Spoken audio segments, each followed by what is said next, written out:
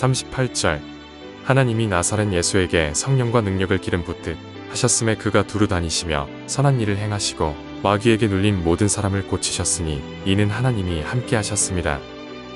44절 베드로가 이 말을 할 때에 성령이 말씀 듣는 모든 사람에게 내려오시니. 오늘 아침 우리가 사도행전 10장의 말씀을 함께 살펴봅니다. 사도행전은 교회가 어떻게 이루어지는가의 역사입니다. 그래서 이 땅에 교회가 세워지는 역사인데, 그럼 교회는 무엇인가 하는 문제에 대해서, 물론 이제 처음에 유대인들을 중심으로 해서 복음이 시작이 되었지만 이 복음은 땅끝까지 가는 것. 그래서 1장에서부터 예루살렘, 유대, 사마리아 땅끝까지 증인이 되리라 하고 예수님 말씀하셨고, 이제 그것이 어떤 일이 이루어지느냐 하는 얘기는 처음에 이제 빌립 같은 집사도 통해서 사마리아에 복음이 전파되고 또 에디오피아 내시에게도 복음이 전파되고 점점 퍼져가는 것을 보게 됩니다. 그래서 이제 많은 사람들에게 복음이 전파되지만 베드로의 사역을 보면 여전히 우리가 9장에서 예수님께서 사울을 불러서 이제 사도 바울로 삼으시는 과정 속에서 베드로가 요빠까지 가기는 했지만 여전히 유대인 중심으로만 사역을 하고 있습니다. 그래서 이제 10장은 가장 중요한 중요한 점이 뭐냐면 이방인에게 복음이 전파되고 이방인에게나 유대인에게나 한 성령이 임하신다는 것. 그래서 교회는 한 성령, 한 주 예수 그리스도를 믿고 한 성령을 받는 데 있어서 민족이나 나라나 백성이나 방언이나 혈통이나 이 모든 것들이 장애가 없다는 것. 교회는 모든 민족들이 주 예수를 믿어야 되고 한 성령으로 하나 된다는 것, 그것을 강조합니다. 이제 이 10장에 나오는 그 가장 주인공이라고 할 수 있는 고넬료는 가이사라의 이제 고넬료라는 사람, 이탈리아 부대의 군대 백부장입니다. 그래서 이 군대의 백부장으로서 어떤 이 세속적인 실권도 가지고 있었지만, 그러나 이 고넬료는 이 유대인들이 경건하게 살아가는 그 모습을 바라보면서 나도 저렇게 살아야 되겠다 생각을 하고 유대교에 입교를 하게 됩니다. 그래서 유대인처럼 구제하고 기도하고 경건하게 살아가려고 애를 씁니다. 많은 이방인들이 그런 경건과 상관없는 방탕한 생활을 살고 있기 때문에 고넬료는 사람이 이렇게 살아서 되지 않는다고 생각을 하고 유대교에 입교해서 기도하고 남을 돌보고 구제하고 하는 이 좋은 일을 많이 하려고 애를 쓰는 사람이 바로 고넬료였습니다. 그래서 어느 날 이 고넬료도 또 이렇게 12시에 기도를 하고, 기도할 때에 이제 제 9시쯤에 그 기도할 때 하나님이 또 환상 중에 또 천사를 통해서 보여주고 말씀을 합니다. 그래서 내 기도와 구제가 하나님께 상달되었고, 그러니까 사람을 요빠에 보내어서 베드로라고 하는 사람을 청하라. 그래서 이 고넬료의 기도에 대해서 하나님은 응답하시면서 이 베드로를 청하라 하는 그런 말씀을 들려주고, 그래서 고넬료는 자기 종들을 이제 요빠에 있는 시몬 베드로를 초청하기 위해서 사람을 보냅니다.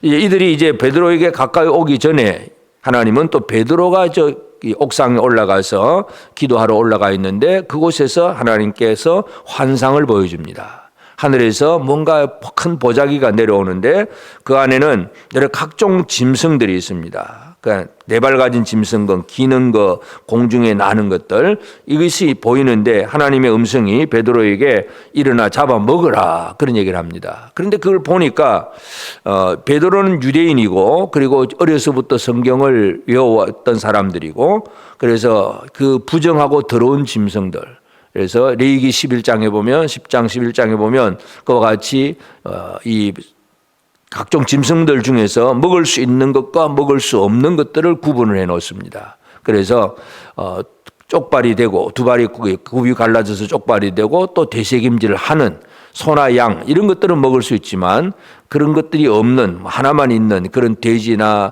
다른 것들은 먹을 수도 없고, 생선도 비늘과 지느러미가 있어야 먹고 두 가지가 다 있어야 되고 그것이 없으면 먹을 수도 없고, 뭐 새 종류도 마찬가지, 어떤 맹금류 종류는 먹을 수 없고 뭐 그런 것들을 이제 그 규정이 있습니다. 그래서 베드로는 익히 그걸 알고 있기 때문에 이 환상이 내려왔을 때에 내가 이거 못 먹습니다 하고 하나님 앞에 대답을 하지만, 하나님 말씀 뭐냐면 내가 깨끗하게 했는데 네가 속되게 하다, 속되다고 말하지 하지 말라. 이런 하나님이 깨끗하게 하셨다고 하는 그 음성을 분명히 들려주고, 도대체 이 환상이 뭔가 하고 생각을 할 때에 고넬료가 보낸 두 종이 찾아왔습니다.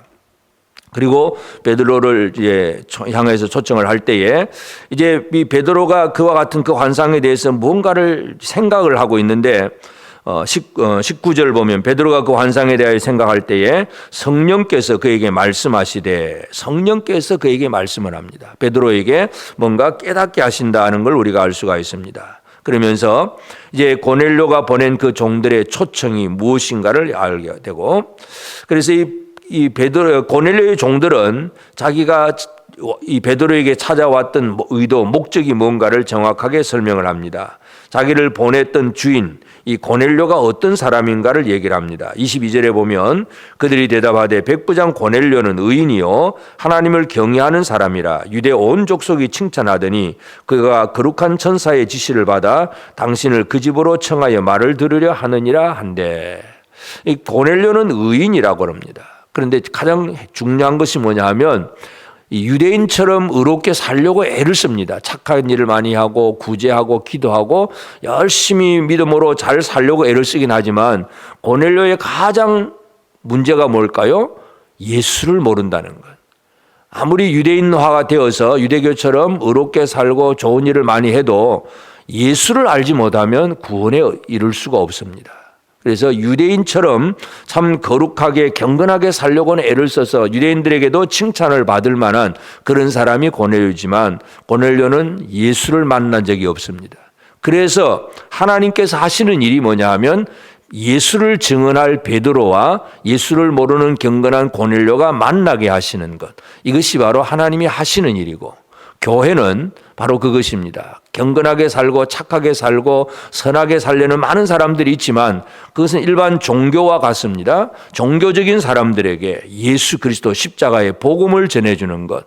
그래서 결국은 교회가 하나 되는 것이 가장 중요합니다. 그래서 베드로는 고넬료의 집에 갔고, 고넬료는 베드로의 말을 들으려고 잘 준비된 자세를 가지고 참 이 얼마나 선한 사람이고 또 경건한 사람인지 참 이 베드로 앞에 꿇어 엎드리고 말씀을 들으려고 애를 쓰는 그 고넬료의 모습은 너무나 선해 보이고 좋아 보이는 모습입니다.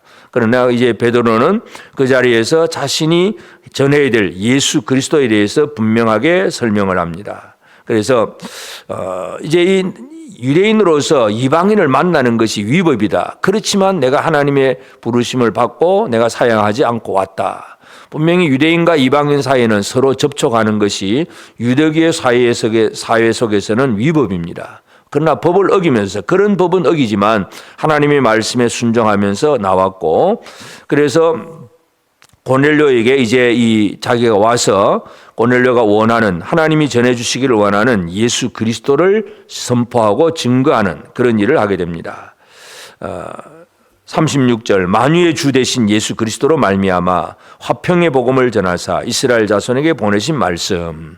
그래서 이 만유의 주 되신 예수 그리스도, 모든 것의 주인이신 예수 그리스도, 이 예수를 베드로가 설명을 합니다. 그러면서 그 예수는 38절 하나님이 나사렛 예수에게 성령과 능력을 기름 붓듯 하셨으며 그가 두루 다니시며 선한 일을 행하시고 마귀에게 눌린 모든 사람을 고치셨으니 이는 하나님이 함께 하셨습니다. 예수 그리스도는 만유의 주가 되신 예수님은 사람이 되셨고 나사렛 예수이신데 그분에게 하나님은 성령과 능력을 기름 붓듯 부으셨고 그로 말미암아 많은 선한 일을 행하고 마귀에게 눌린 사람을 다 고쳤다, 구원하셨다. 예수 그리스도는 바로 이런 분이다 하는 얘기.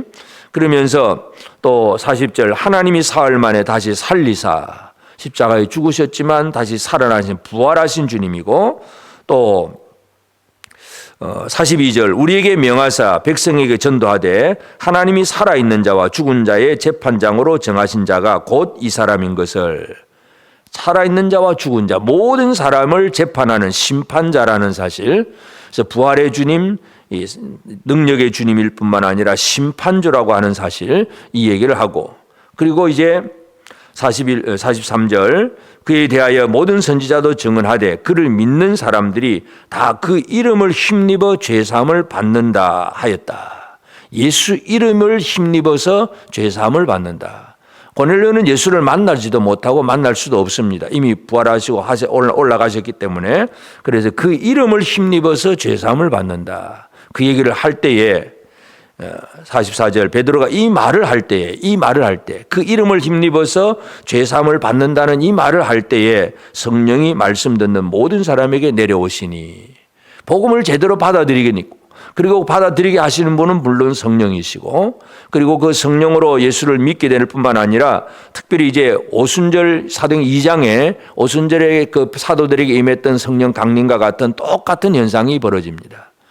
고넬료의 집의 사람들이 성령 부어주심으로 방언도 말하고 하나님을 높이는 입이 터져서 말을 하는 것, 이것이 바로 그들에게 보여졌고, 그러니까 베드로와 또 함께 있던 같이 갔던 유대인들도 깜짝 놀라게 되고 이 사람들이 성령을 받았는데 그러면서 어떻게 우리가 물로 세례 베품을 금하리요 같은 물로 물 세례를 줍니다. 예수 이름으로 물 세례를 주고 그것은 결국은 유대인이나 이방인이나 이제는 한 세례가 되고 한 성령이 되고 한 주님을 믿는 하나의 공동체가 되었다는 사실을 분명히 보여줍니다. 그런 의미에서 이 사도행전은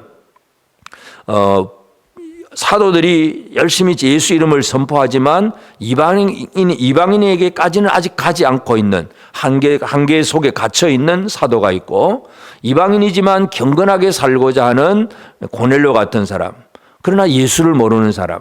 그래서 이 예수를 모르는 고넬료와 이방인에게 접근하지 못하는 이 베드로를 하나님께서 서로 만나게 하시고 그 안에서 복음이 전파되게 하시고 예수 이름으로 죄사함을 받는다는 것을 구원의 복음을 전함으로 그곳에 성령이 임하셨다는 것. 이것은 교회의 특징입니다. 모든 민족, 나라와 백성들, 민족들이 다 다르긴 하지만 한 주님을 섬기고 한 성령을 받고 하나의 공동체가 된다는 것. 그래서 머리 대신 주님으로 말미암아 한 몸을 이루는 것이 진정한 교회이고 또 이것이 교회가 또 퍼져나가고 확장되어 나갈 그런 방향성이기도 합니다. 유대인으로서만 끝나지 않고 이방인에게까지도 복음이 전파되고 예수 그리스도가 선포되고 한 성령이 임하는 그 일들이 이루어지는 것, 그것은 지금도 우리를 통해서도 이루어 가야 할 일입니다. 이 땅에는 고넬료처럼 착하게 살고 경건하게 살고 아주 종교적으로 잘 살아보려고 애를 쓰는 아주 선한 사람들도 많습니다. 그러나 예수를 모르면 구원이 없습니다.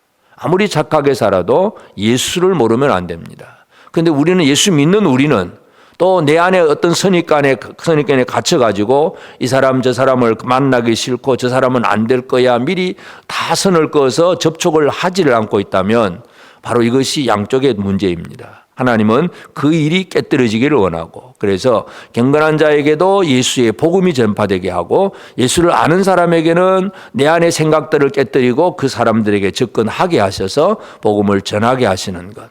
이 하나님의 일들이 이 시대를 살아가는 오늘 우리를 통해서도 이루어져야 합니다. 그래서 내가 가지고 있는 문제가 무엇인가를 다시 한번 기억하면서 우리 주변에 착하게 살려고는 애를 쓰지만 아직도 예수를 알지 못하는 어떤 이 고넬료 같은 사람이 있는가를 발견하고 그들에게 복음을 잘 전하고 그들과 하나 되는 둘이 하나를 이루는 이 일을 잘 감당하는 우리 모두의 삶이 꼭 되어지기를 주의 이름으로 축복합니다.